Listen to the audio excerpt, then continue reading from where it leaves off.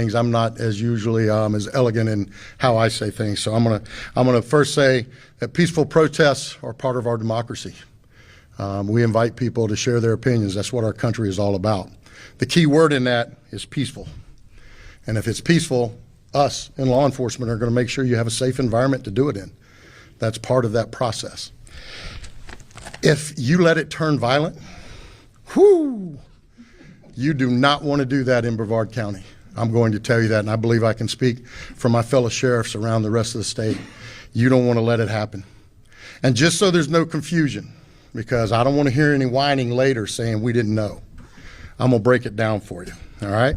Because as you watch these riots unfold across the rest of the country, what you are seeing is buildings being burned down, police cars being bricked, having explosive devices thrown on them, having fire, guns pointed at them, bricks thrown at them, all and on.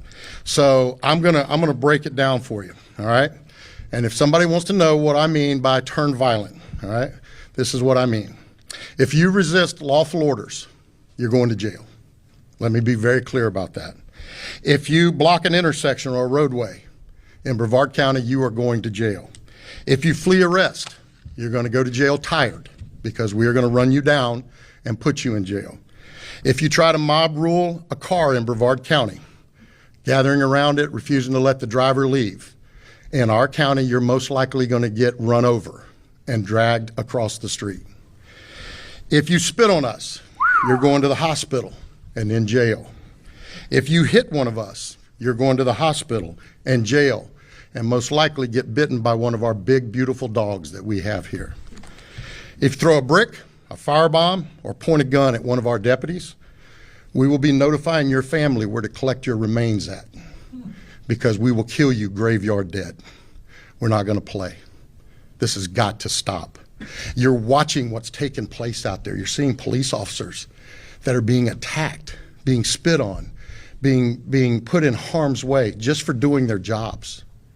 You're seeing ICE agents that are being targeted for doing their jobs. And you're seeing obstructionists that are doing all of this, standing in the way of law and order. Not here. Yo, first of all, I just gotta say that this is the realest stuff that I'd have never heard in my entire life. I love it. I think that this is what's needed in society. And the fact that all of these liberal fairies think that they can get away with doing some of the most egregious things to the people that protect us, the people that you call when you have a problem, the people that go and solve your murders, the people that keep us safe inside of the United States of America.